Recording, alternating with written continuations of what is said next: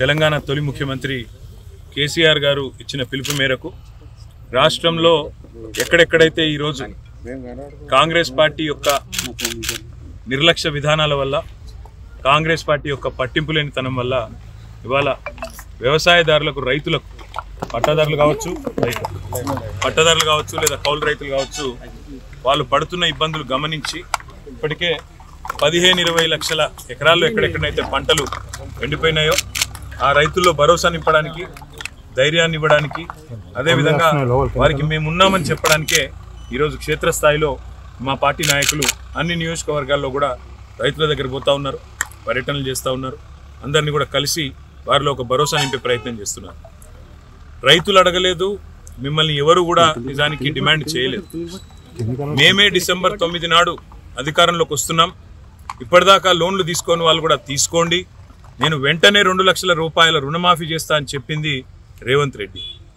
మరి ఇప్పుడు 4 నెలలు అయినా కూడా రుణమాఫీ అనేది కనీసం ప్రస్తావన కూడా లేని పరిస్థితి ఈరోజు రాష్ట్రంలో చూస్తూ ఉన్నాం. రుణమాఫీ చేయకపోగా బ్యాంకుల ద్వారా ఇవాళ రైతులకు లీగల్ నోటీసులు ఇచ్చి మీరు కడతారా సస్తారా అని మెడ మీద కత్తి పెట్టినట్టు వ్యవహారం మరొక దిక్కు చూస్తూ ఉన్నాం. ఇంకా దుర్మార్గం ఏంటంటే కేసీఆర్ గారు ఆనాడు 7,000 కోట్ల రూపాయలు తాను అధికారం నుంచి ఎలక్షన్లకు ముందు దిగిపోయే ముందు రైతుల కోసం యాసంగి పంట కోసం 7,000 కోట్లు మరి రైతు బంధు కోసం పెట్టిపోతే ఇవాళ ఆ మొత్తాన్ని కూడా ఆ సొమ్మును కూడా రైతులకు ఇవ్వకుండా, రైతులకు ఇప్పటి వరకు రైతు బంధు ఇవ్వకుండా కాంట్రాక్టర్ల ఖజానాలు నింపడానికి కాంట్రాక్టర్లకు పేమెంట్లు చేయడానికి ఒక చిల్లర వ్యవహారానికి కూడా తెరదీసింది ఈ కాంగ్రెస్ ప్రభుత్వం. ఈ అన్నింటికీ మించిన దుర్మార్గం ఏంటంటే ఇవాళ నిజంగా కూడా రైతులను చూస్తే గోస అనిపిస్తున్నది. ఇక్కడ నేను కలిసిన రైతు పేరు పరశురాములు గారు. ఆయన కౌలు రైతు. ఒక 10 ఎకరాలు సారంపల్లి అనే గ్రామంలో తంగలపల్లి మండలంలో కౌలుకు తీసుకున్నారు. కౌలుదారు కాబట్టి పట్టదారుకు మొదలే 60,000 రూపాయలు ఆయన కట్టినాడు. ఇవాళ ఆయన పరిస్థితి ఏంటంటే మొత్తం మేతకు తప్ప ఎందుకు పనికిరాని పరిస్థితి ఈరోజు ఈ పొలం తయారైంది. ఇవాళ నిజంగా కూడా సిరిసిల్ల జిల్లాలో, రాజన్న సిరిసిల్ల జిల్లాలో ఈ పరిస్థితి వచ్చిందంటే ఇది కాలం తెచ్చిన కరువు కాదు, ఇది కాంగ్రెస్ తెచ్చిన కరువు. ఈ మాట నేను స్పష్టంగా ఎందుకంటున్నా అంటే పోయిన సంవత్సరం ఇదే సమయంలో ఆనాడు కాళేశ్వరం నీళ్లతో మరి మేడిగడ్డ నుంచి నీళ్ళెత్తిపోసి మిడిమానేరు నింపి, మిడిమానేరు నుంచి అన్నపూర్ణ, ఆ పైకి రంగనాయక సాగర్, అక్కడి నుంచి జిల్లెల చెరువు, ఆడికెళ్ళి కింద ఉండే ఈ మొత్తం ఈ గ్రామాలన్నింటిలో కూడా సారంపల్లితో సహా, నేరేళ్లతో సహా, రామచంద్రాపూర్తో సహా, చిన్నలింగాపూర్తో సహా ఈ గ్రామాలన్నిటికీ నీళ్ళు ఇచ్చింది ఆనాడు కేసీఆర్ ప్రభుత్వం. కానీ ఈరోజు రేవంత్ రెడ్డి వచ్చిన తర్వాత మేడిగడ్డలో 3 పిల్లర్లు కుంగిపోతే ఆయనకు 3 నెలలు 4 నెలలు ఇంకా కూడా ఆ 3 పిల్లర్లను రిపేర్ చేసేందుకు టైం సరిపోతలేదు. ఇలా 3 పిల్లర్ల దగ్గరగిన ఒక కాఫర్ డ్యామ్ కట్టి నీళ్లను ఇలా కిందికి ఉత్తగా సముద్రంలోకి వేస్ట్గా పోతున్న నీళ్ళని పట్టుకొని నీళ్లు కనుక పైకి పంపింగ్ చేసింటే ఈ 3 నెలల్లోనే ఆ పని చేసింటే ఇవాళ ఈ రైతుల పొలాలు ఎండకపోయినా మాట వాస్తవమా కాదా ఆలోచించమని చెప్పి నేను కోరుతున్నా. అందుకే నేను అనేది ఇది కాలం తెచ్చిన కరువు కాదు, ఇది కాంగ్రెస్ తెచ్చిన కరువు. కాళేశ్వరం మీద కడుపు మంటతో, కేసీఆర్ మీద కడుపు మంటతో మేడిగడ్డ రిపేర్ చేయకుండా 3 నెలలుగా నిర్లక్ష్య వైఖరి అవలంబించినందుకే ఇవాళ ఈ పొలాలు ఎండిపోయే పరిస్థితున్నది. 15-20 లక్షల ఎకరాల్లో ఇవాళ రైతులు బాధపడే పరిస్థితున్నది. నా పక్కనే ఉన్న పరశురాములు గారు కౌలు రైతు. మరి రేవంత్ రెడ్డి చెప్పిండు కౌలు రైతులకు కూడా రైతు భరోసా ఇస్తా, రైతు కూలీలకు కూడా పైసలు ఇస్తా అన్నాడు. రుణమాఫీ లేదు, కౌలు రైతులకు పైసలు లేదు, రైతు కూలీల ముచ్చటనే లేదు. ఆఖరికి ముఖ్యమంత్రికి పంట పొలాలకు వచ్చి రైతులను పరామర్శించే తీరిక లేదు.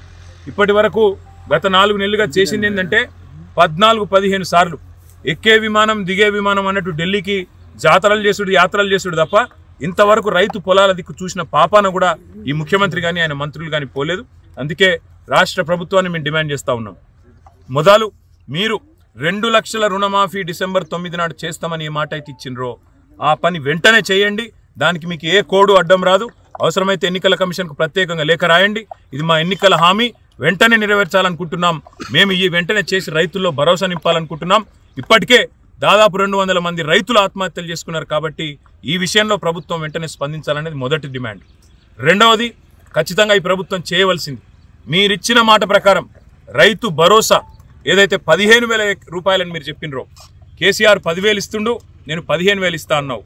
ఆ 15,000 కూడా ఇచ్చి మీరు మాట నిలబెట్టుకోవాలనేది రెండో డిమాండ్. మూడవది ముఖ్యమైనది, కౌలు రైతులకు రైతు కూలీలకు పైసలు ఇస్తా అన్నావు, వెంటనే ఇవ్వాలని చెప్పి కూడా మేము డిమాండ్ చేస్తూ ఉన్నాం. రైతు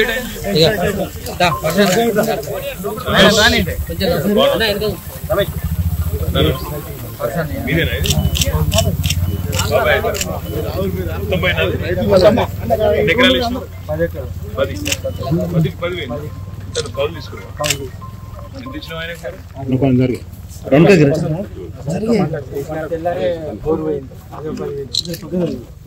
పోయిన సంవత్సరం కూడా నీకే ఉండదు. మీరు ఎక్కడ తీసుకున్నావు? ఎక్కడ వేసినప్పుడు? అప్పుడు వారిందా? ఎప్పుడైనా వారింది. ఇబ్బంది ఏం లేదు. ఏమైంది సార్? మీకు ఏమర్థమైంది? అప్పుడు వాటర్ ఉండే జిల్లాల చెరువు ఉంటాయి ఫుల్ గ్రౌండ్ వాటర్. ఇప్పుడు లేదు. ఎందుకైందో అదే ఉన్నదని అనుకున్నాం. ఎందుకైందో తెలుసా అంటున్నా నీకు. కాంగ్రెస్ వచ్చినాక ఏం చేసిందంటే, మనమేమో కాళేశ్వరంకి వెళ్ళి నీళ్లు తెచ్చి చెర్లన్నీ నింపినాం. ఆడికెళ్ళి మేడిగడ్డకి వెళ్ళి తెచ్చి. ఈసారి వీడేంటంటే కేసీఆర్ మీద కోపంతో కావాలని ఎండబెట్టి నీళ్లున్నా తీసుకురాకుండా, ఎత్తిపోయకుండా, రిపేర్ చేయకుండా ఆగం చేసి ఇది కాలం తెచ్చిన కరువు కాదు, కాంగ్రెస్. అది నా పాయింట్. నా రిక్వెస్ట్ ఏంటంటే, సరే మేము కొట్లాడతాం కానీ మీరు కూడా ధైర్యంగా ఉండండి. రుణమాఫీ అయిందా? ఎంతుంది లోన్ మీది? 40,000. మరి 2 లక్షల రుణమాఫీ అనే 9 డిసెంబర్ నాడు చూసారు కదా మీరు అవన్నీ. అందుకే మేము ఏం డిమాండ్ చేస్తున్నామంటే, ఇప్పుడు గవర్నమెంట్ను ముందు రుణమాఫీ చేయాలి. కష్టాలలో పంటలు ఎండిపోయి ఉన్న పరిస్థితి ఎక్కడైతే ఉందో, ఎకరానికి మరి కేసీఆర్ ఉన్నప్పుడు 10,000 ఇచ్చిండు. అట్లే మీరు కూడా ఎకరానికి 10 ఇస్తారా, 25 ఇస్తారా చెప్పాలి, అనౌన్స్ చేయాలి. రెండోది రుణమాఫీ చేయాలి. కనీసం ఇట్లా రైతులను ఆదుకోవాలని డిమాండ్ చేస్తున్నాం. అందుకే మిమ్మల్ని కలిసి ధైర్యంగా ఉండని చెప్పు. 4 లోపల